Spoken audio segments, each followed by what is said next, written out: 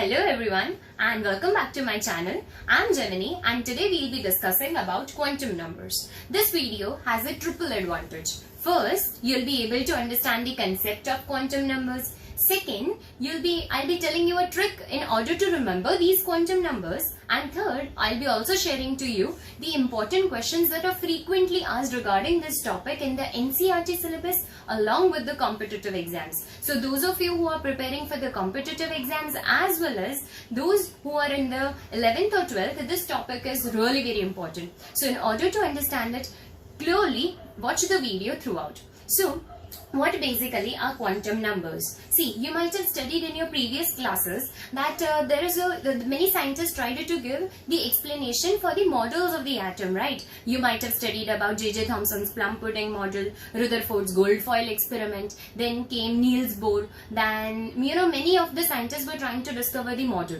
But what happened ultimately was that orbit was totally a disapproved phenomenon because it came to be known that electron, like the electromagnetic radiation, has dual characteristic. It has particle-like nature also and it has wave-like nature also, right? So Heisenberg proved that there is no fixed location of the electron where it might be found in the atom. Okay, so then came the concept of orbitals. So orbit was replaced by orbital. Orbital gives you a probability where the electron might be present. It is like about 90% you'll be knowing where the electron might be present in an atom. So these four quantum numbers basically try to get you a hint of where the electron might be present in an atom. So, the first comes principal quantum number. It tells you about the shell in which the electron might be present. It is similar to the K element that you have already been studying, fine. And it is represented with the symbol N. The next come azimuthal quantum number, which is it is also known as subshells, fine, which tell you about the shape of the orbital, and it is represented with the symbol L. The next come magnetic quantum numbers. It is represented with the symbol M and with a subscript L. It tells you about the orientation of the electrons. And the last come the spin quantum numbers. This tell you about the spin of the electron and it is represented with a symbol M with a suffix S. Now what is the trick to remember these quantum numbers? See, first of all I want to find you out, I want to track you down. So how will I do it? You study in a particular school, right? So the school is analogous to the principal quantum number. What will I need to know next? Which class you study in? So that would become the azimuthal quantum number. Then next I need to know the division which you are present in order to find you, like, okay? Here we are finding out the electron, but I am giving you an analogy to find you out, okay? And the last, after knowing the division, I need to know your roll number. So that exact, almost I am trying to find you out. So that roll number would become the spin quantum number. So likewise, by knowing four characteristics, I was able to find you. Similarly, by knowing these four numbers, you'll be able to find out the electron where it is present in the atom. Now, we'll look into details of each of these quantum numbers, okay?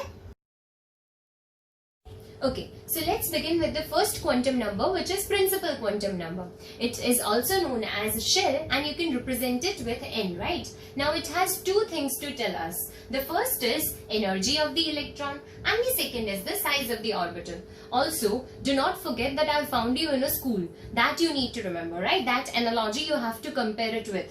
Now, let's first discuss about the energy of the electron. So, as you might be aware, there are two kinds of reactions, endothermic reactions and exothermic reactions. Whenever an electron gains energy, it jumps from one orbit to the next orbit by getting excited. Okay. Now, when it loses energy, it is known as exothermic reactions and it comes back to its back to the same shell which it was present earlier, fine. So this is what it means by that principal quantum number tells you about the energy of the electron. Now the second is the size of the orbital. You can also compare it with how far the electron is present from the nucleus of the atom. Okay, so see, why do we compare it with the size is the basic reason behind that is that the proton being positively charged and the electron is negatively positively charged. Now you need to break apart this force of attraction between these both. So whenever I'll be adding energy to it, the energy which is present in the first orbit is minimum. Now as you move ahead, the energy would continuously increase, since I'm putting energy in order to move this electron away from the nucleus of the atom, right? Also, you need to denote these n values. You must always begin these n values from 1.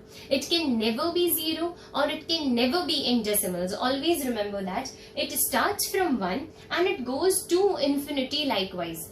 The electron, when it gains energy, jumps to the next shells, and when it loses energy, it will again come back to its original shell. Fine. Now, the shell names are given by k element, as you already know about it, and you can compare this with, can you stand on 2 stairs, between the 2 stairs at a time? No, right? Either you are on the first stair or you are on the second stair. Climbing of stairs can be compared to this, concept, that never ever it can be present in decimals or it can be 0. Fine. So I hope you've understood that principal quantum number basically deals with the energy and the size of the orbital, also which can be compared to how far the electron is present from the nucleus of the atom. Okay. So now let's move on to the next quantum number, which is azimuthal quantum number.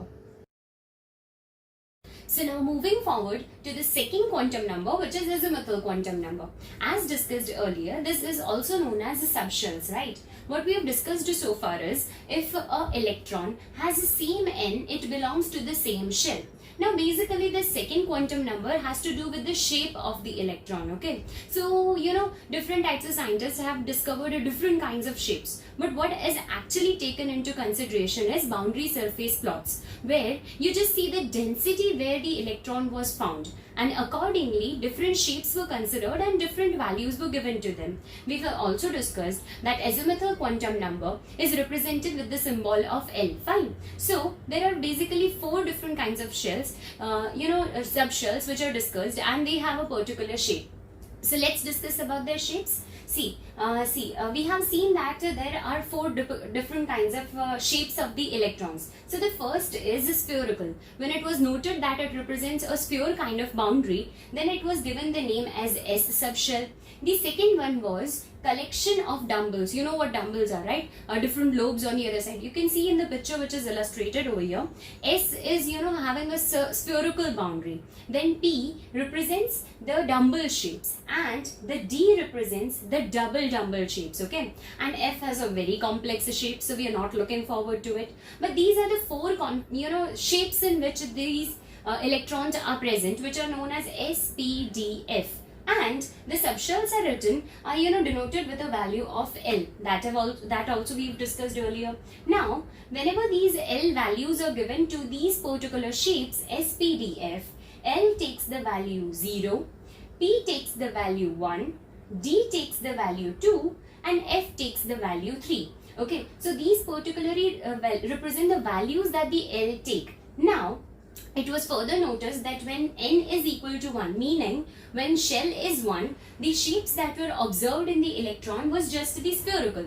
So it is 1s. Now, when n is equal to 2, the shapes that were present were spherical as well as dumbbell shapes. So there were 2 subshells present in the same shell. By meaning same shell, we mean the same energy. And by meaning this SPDF, we mean the shape. Please understand the difference between the two. Now, in 2, we have 2s and 2p. When n was equal to 3, we had all of these 3 shapes, which is S, P, D. When we take n is equal to 4, we have S, P, D, F. Okay, these all 4 kinds of shapes are present in, n is equal to 4. So when we put down the values, S takes the value 0, right? So it is in the first, it takes a 0. So 1 is 0. Then, in 2 also the 0 and 1 both are present. In this 0, 1, 2 is present. And and when n is equal to 4, 0, 1, 2 and 3 is present. So when we try to take out a, formula for L, what value will L take? It was noted that when n, for a particular value of n, L goes from 0 to n minus 1. For example, when n is equal to 1 over here, the value that L takes is just 0. And when n is equal to 4, the value that L takes is from 0 to 3. So likewise, the different values are given to this. So by meaning azimuthal quantum number, we derive their shapes. So it also tells us about the shape of the electron and also about the energy. When we'll write electronic configuration, we'll get to know that by representing these kind of values, we also tell about the energy as well as the shape of the electrons. Okay, so this was the second quantum number, which is azimuthal quantum number. Now the third. So now moving forward to the third quantum number, which is magnetic quantum number.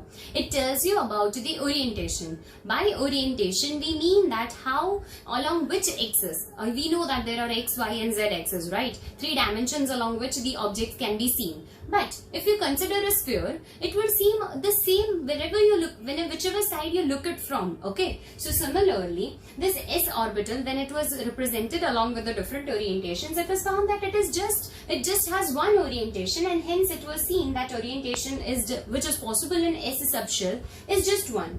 When P was considered, which we saw earlier, is a dumbbell shape, it can be located along x-axis, y-axis and z-axis. As you can see in the picture here, right? All the 3 axes can be considered. So when 3 possibilities were there, I have assigned it to value as px, py and pz. Fine, since I had 3 orientations which were possible in the P subshell. Next, moving on to the D subshell, there were 5 possible orientations which were dxy, dyz, dxz, dz square and dx square y square, whose shapes you can see it here in the picture. There are 5 possible orientations which are possible for when the subshell is D, or you can say the L represents the value of 2. When we go into the F subshell, where the L value is 3, there were 7 possible values whose description we need not go into since it's very complex. It represents 7 orientations and it goes on. Fine. So basically what we deal in magnetic quantum number is the orientation. So when I talk about we know that magnetic quantum number is represented with the symbol ml, right? So when there was one orientation, it was given the value as a 0. Since L is also 0, ml is also 0, since it had just one orientation considering the sphere. Wherever we look at, it would appear as the same. Next, when L is equal to 1, P had 3 orientations. Now, these 3 orientations were given the values as -1, 0 and 1, since L had the value 1. Now, one very important point to be noted here is, this does not mean that Px is having the value -1 and Py is, having the value 0. There's no matching or mapping between them. We are just representing these 3 orientations with these 3 numbers. Fine. Now, similarly, when L is equal to 2 and there were 5 orientations possible, and remember, L is having the value 2, so ML is having the value from -2, 0 comes in between up till 2. And when L is equal to 3, I mean the subshell, what value will the magnetic quantum number contain? It will range from -3 along the 0 to 3. So, a general, conclusion was brought about from here, that whenever L has a value, L has a particular value, the value of ML will range from -L moving on to the 0 till +L. And this is how, by knowing the value of L, you can find out the value of ML. And by ML, we mean magnetic quantum number, and which tells us about the orientation of the orbitals. Okay. So now let's move on to the 4th quantum number, which is the spin quantum number. You know what Hans stated? An electron might have the same shell, the same subshell, the same orientation, but they may never have the same, spin. So it is similar to the analogy of, 2 students might have the same school, same class, same division, but they may never have the same roll number. Fine. So this was the spin quantum number that differentiates the 2 electrons which are present in a particular orbital.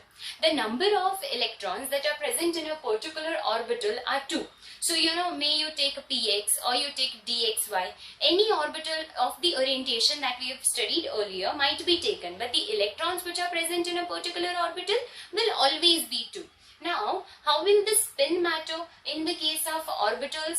Okay, so let's see that. There are 2 possible spins, clockwise and anti-clockwise. If it is a clockwise spin, the ms is given the value of +12 and if it is in anti-clockwise, then ms is given the value of -half.